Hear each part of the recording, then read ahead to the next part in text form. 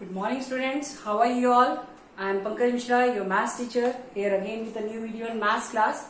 Students, as you all know, we have already started with this chapter, that is your compound interest, in which we have completed two exercises. Some of the question that was left, I will be discussing it today. Then later on, we will be starting with the third exercise of this chapter. तो जो कुछ questions आपके इसमें इस type के कुछ बचे हुए हैं वो मैं आज डिस्कस करूंगा और थर्ड एक्सरसाइज की भी बेसिक स्टार्ट करा दूंगा so that you can proceed with the exercise. So first question for today is, हम लोग क्वेश्चन नंबर 30 करेंगे. Question is,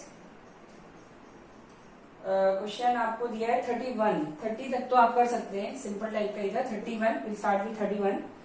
the simple interest on a certain some for 3 years is 225 and the compound interest on the same sum at the same rate for 2 years is 153. Find the rate of interest and the principal. देखिए question के starting में आपको दिया है कि simple interest for 3 year जो है वो आपका ₹225 है. तो आप लोग ये बताइए, अगर हम लोग 1 year के लिए निकाले सिंपल इंटरेस्ट तो 225 अपॉन 3 हो जाएगा. सो दिस विल बी 75, है ना. और क्योंकि कंपाउंड इंटरेस्ट भी आपको 2 year के लिए दिया है फॉर द सेम सम, तो अगर हम यहाँ पे लिख दें कि SI फॉर 2 year, अगर हम लोग 2 year की बात करें तो this will be equal to कितना हो जाएगा, 75 इंटू 2, 150 रुपीज. मतलब 2 साल के लिए जो सिंपल इंटरेस्ट होगा किसी भी सम जो आपको दिया हुआ है वो आपका हो जाएगा कितना, this will be equal to 150. And it is given compound interest for 2 year, ये आपको दिया है क्वेश्चन में 153. Compound interest for 2 year is 153. अब आपसे क्वेश्चन में पूछा है find the rate of interest. अब आपसे क्वेश्चन में पूछा है find the rate of interest. अब आपको क्या करना है कि सॉल्व करना है ना, ठीक है. तो अब आपको क्या करना है, पहले देखिए इनके बीच में डिफरेंस कितने रुपए का है. डिफरेंस इन इंटरेस्ट कितने रुपए का आएगा, तो ये हो जाएगा आपका 153 माइनस 150. 3 रुपीज का डिफरेंस दिख रहा है आपको, ठीक है. तो 3 रुपीज का डिफरेंस के साथ अगर हम इसको सॉल्व करें तो पहले क्वेश्चन में आपसे रेट ऑफ इंटरेस्ट बोला है, तो SI इक्वल टू फॉर्मूला होता है P into R into T by 100, यही होता है. तो अगर हम इसको सॉल्व करें प्रिंसिपल निकालने के लिए, सॉरी रेट निकालने के लिए, तो SI into 100 upon P into T, यही होगा आपका. अब ध्यान से देखिए, इधर 3 रुपए जो था वो इंटरेस्ट था, तो रेट निकालने के लिए अगर हम देखें तो 3 इंटू 100 हो जाएगा. और फर्स्ट साल के लिए प्रिंसिपल जो होगा वही, मतलब जो वैल्यू होगी आपकी, जैसे SI for the first year, तो 3 रुपीज का जो इंटरेस्ट है वो 75 रुपए पे रहा होगा, ठीक है. 75 रुपीज पे 1 साल के लिए. हाँ, तो ये 75 बाय क्या हो जाएगा आपका 1 साल के लिए, तो 325 से 25 4 से कितना आ गया, रेट आ गया आपका 4%. और आपको देखिए क्वेश्चन में और पूछा हुआ था फाइंड द प्रिंसिपल. अब आपसे क्वेश्चन में बोला है फाइंड द प्रिंसिपल, तो प्रिंसिपल निकालने के लिए सिंपल है, आपको प्रिंसिपल के लिए फॉर्मूला थोड़ा सा चेंज कर दीजिएगा. Principal will be SI into 100 upon SI into 100 into R into T. Principal SI आपका 225 था 3 साल के लिए, 100 अपॉन रेट कितना हो गया 4%, और टाइम आपका कितना हो गया, टाइम आपका 3 years के लिए दिया था, तो 375 जा 425 जा. इसको जब आप सॉल्व करेंगे तो 1875, this will be equal to 1875. This will be the principal.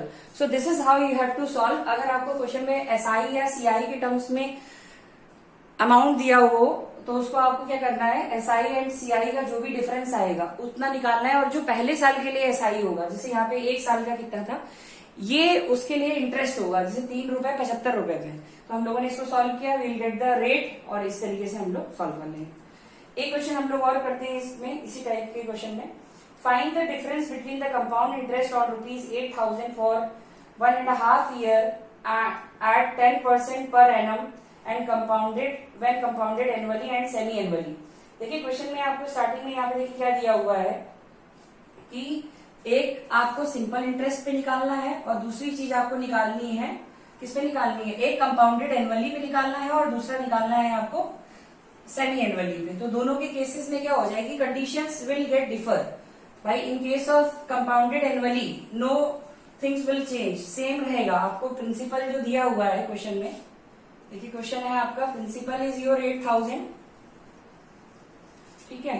What was rate, rate is 10%, rate is 10%, time is 1.5 year, time is 1.5 year, तो दिस इज 1.5 ईयर, तो ये कितना हो जाएगा 3/2 है ना, 3/2 ईयर, 1.5 ईयर।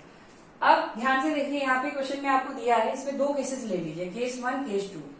केस 1 जब एनुअली रहे आपका इंटरेस्ट, किस तरीके से रहे, एनुअली, तो एनुअली के केस में अमाउंट क्या आएगा, P1 plus R/100 to the power n, लेकिन क्योंकि यहाँ टाइम फ्रैक्शन में है तो इसमें ये क्या हो जाएगा 8000, 1 प्लस रेट पहला जो सिंपल है ये 10/100 रहेगा, और जो फ्रैक्शन में जो होल नंबर में वैल्यू जैसे 1, तो यहाँ 1 लगेगा, 1 लगाने का कोई मतलब नहीं है, और जो ये फ्रैक्शन वाला पार्ट है ये रेट के साथ मल्टीप्लाई हो जाएगा, सो दिस विल बी इतना, है ना, 2 5 10 हो गया, इतना आ गया। अब इसको सॉल्व करेंगे तो विल गेट 8000 इंटू 10 10 100 हो गया, this will B 11/10 into 5 20 20 plus 1 ये 21/20 हो गया। जब इसको आप सॉल्व करेंगे तो यहां से कितना हो गया, 2 0 कैंसिल हो गए, और ये हो गया आपका 2 इंटू 40। जब इसको मल्टीप्लाई करेंगे देखिए कितना आता है, 21 इंटू 11 कर लीजिए, 11 बन जाए 11, 11 टू जाए 22, 23, 11 बन जाए 11, 11 टू जाए 31, ठीक है, इतना आ गया। अब इसको 4 से इंटू कर लेते हैं, 4 1 जा 4, 4 3 जा 12, और 4 2 जा 8 9, दिस विल बी 9240, 9240, ये आपका क्या आ गया, अमाउंट आ गया, ठीक है। अब यहाँ पे अगर हम प्रिंसिपल के साथ देखें तो ये प्रिंसिपल कंपाउंड इंटरेस्ट कितना होगा, a minus P, this will B 9240 minus 8000, this will B 1240, ये आपका आ गया केस बेटा, जब आपका क्या हो जाएगा, कंपाउंडेड एनुअली के केस में।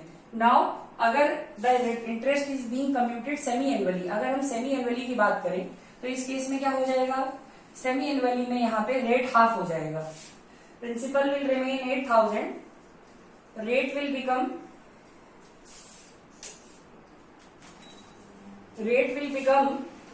10/2, so this will be 5% and time will be 3/2, तो 2 से इंटू करते हैं तो 3/2 ईयर, ठीक है।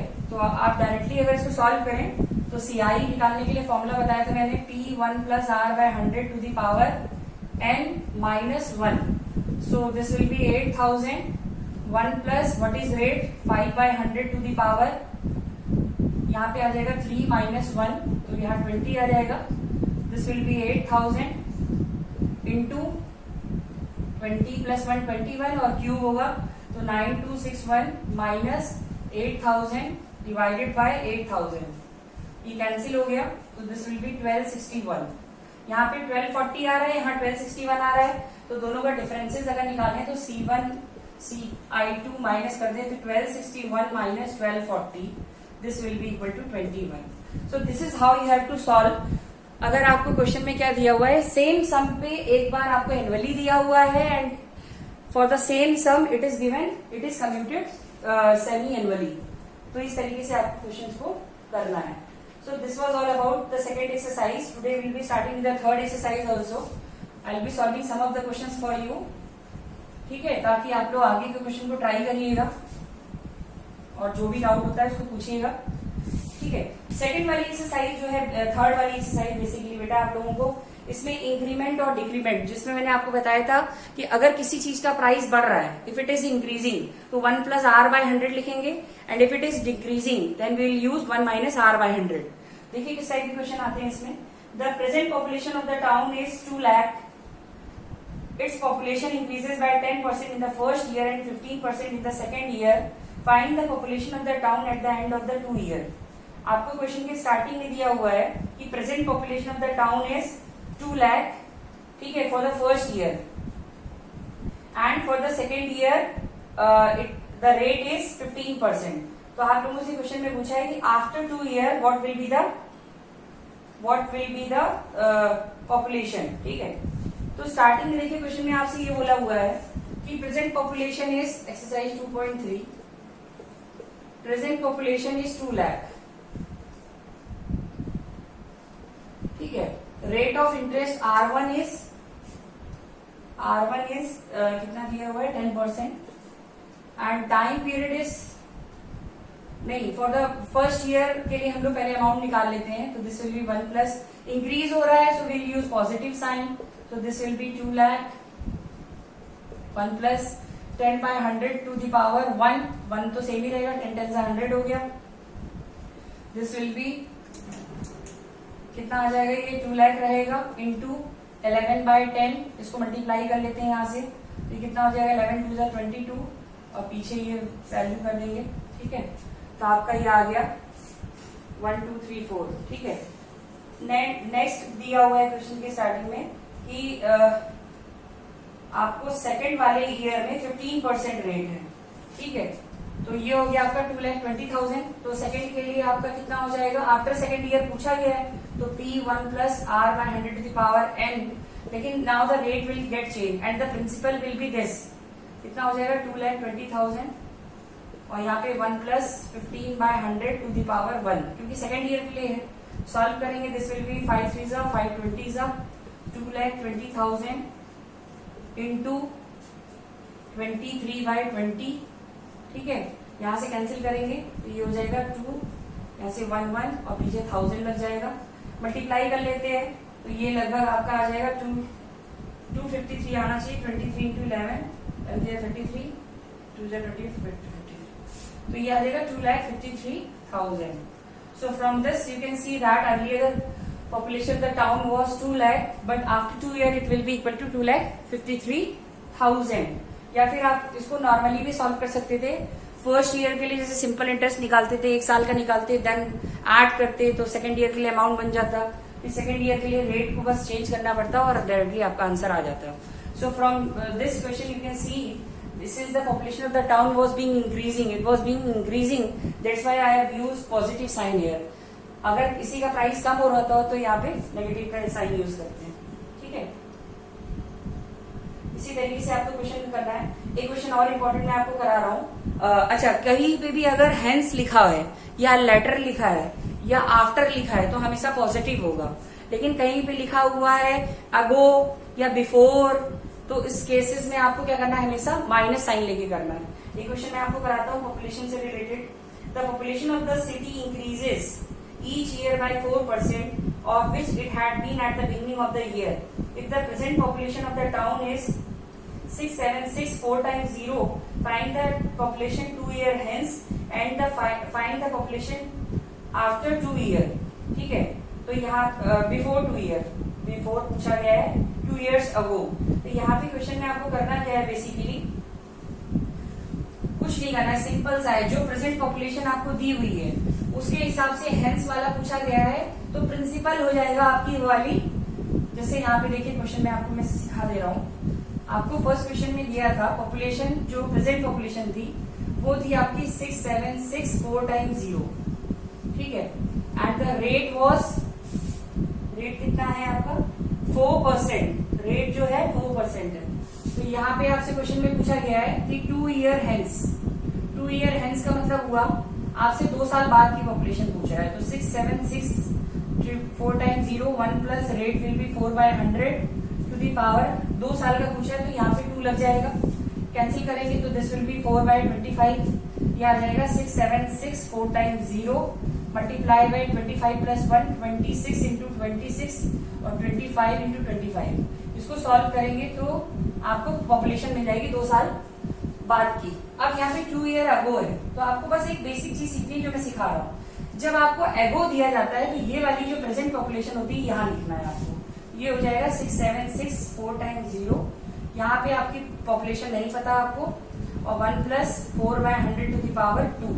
अब ये चीज इसके नीचे आ जाएगी, क्वेश्चन सॉल्व हो जाएगा, 6764 टाइम्स 0 डिवाइडेड बाय, इसको काट लीजिए आपका 26 बाय 25 का स्क्वायर इक्वल टू बी, ये ऊपर चला जाएगा, 6764 टाइम्स 0 इंटू 625 बाय 676, ये तो देखिए डायरेक्टली कट गया पूरा, ये 1 हो गया, यहाँ 4 0 आ गए, तो डायरेक्टली आप देख रहे हैं यहाँ पे 625 4 टाइम्स 0, इससे कम आएगी, है ना, एगो है तो जाहिर सी बात है कम वैल्यू आएगी। So this is how you have to solve. अगर आपको पॉपुलेशन, कई बार ये क्वेश्चन आया हुआ है, पॉपुलेशन रिलेटेड कोई क्वेश्चन आता है तो this is how you have to solve, इस तरीके से क्वेश्चन को आपको सॉल्व करना है, ठीक है। अब डेप्रिशिएशन वाला कोई क्वेश्चन है आपको करा देता हूँ जिसमें वैल्यू डेप्रिशिएट कर रही है, ठीक है, तो आपको और क्लियर हो जाएगा। जैसे क्वेश्चन है, क्वेश्चन नंबर 7 देख लेते हैं। The value of the property decreases every year at the rate of 5%। If the present value is 4,11,540, what was this value 4 years ago? अब देखिए, since the population price of the article is being decreasing, यहाँ पे आपको starting में देखिए increase नहीं decrease बता रहा है, और प्रेजेंट वैल्यू इसकी 4,11,050 है। प्रेजेंट वैल्यू है आपकी 4,11,000 कितना है 540, and it is being decreasing every year at the rate of 5%। तो आपसे पूछा गया है प्राइस कितने साल पहले पूछा गया है 3 years ago। तो देखिए एगो का मतलब ही कॉन्सेप्ट है आपका पहले का, तो मैंने अभी आपको सिखाया था। क्या हो जाएगा फॉर्मूला, देखिए वैल्यू में वी और वी नॉट करके लिखा करिए, वैल्यू से रिलेटेड कोई क्वेश्चन आता है तो 1 - r/100 to the power n।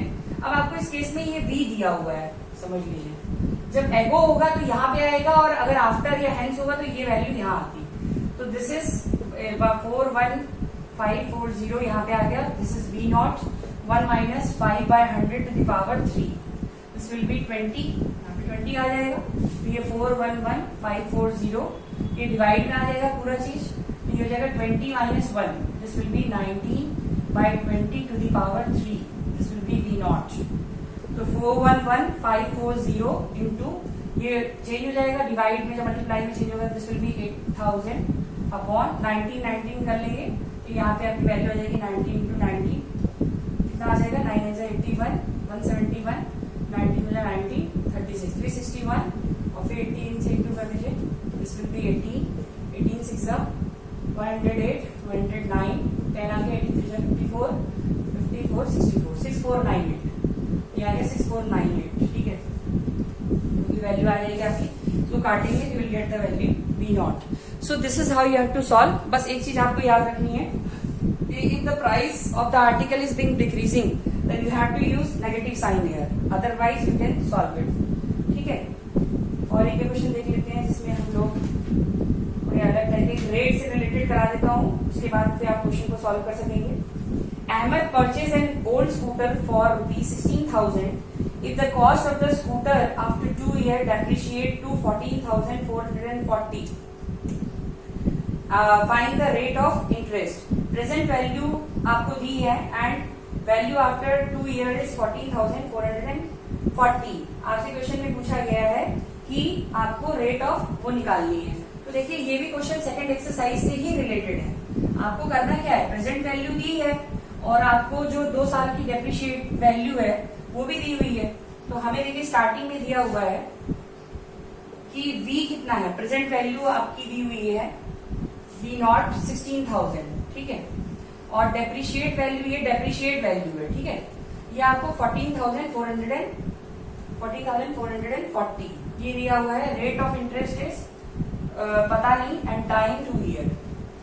Since the value is being depreciating, तो v equal to v naught 1 - r/100 to the power n, ये फॉर्मूला हो जाएगा। Now just you have to substitute the value। v की value आपको कितनी है 14,440, this is your 16,000, 1 - r नहीं पता, then n is 2 year, यहाँ नेगेटिव क्यों किया गया, since the price of the article is being decreasing continuously, ये इसके नीचे जाएगा, तो this will be 14,440 upon 16,000, this will be 1 - r/100, यहाँ पे 2 आ गया, ठीक है। अब इसको अगर हम सॉल्व करें तो ये आ जाएगा 4 3 12, यहाँ पे कितना आ जाएगा 4 6 24, 1 4, 1 0 तो पहले ही कट गया, ये 400 आ गया, ये स्क्वायर होता है 19/20 का स्क्वायर हो गया, ठीक है। तो यहाँ पे 1 - r/100 to the power 2 goes with 2, ये इधर आएगा, तो this will be 19/20 -1 - r/100। Solve करेंगे तो कितना आ जाएगा, एलसीएम लेके 20 और 19 - 20 इक्वल टू -r/100, 25 × 100, यहाँ पे -1 आएगा, -1 इक्वल टू -r/5, कट गया, r इक्वल टू 5%।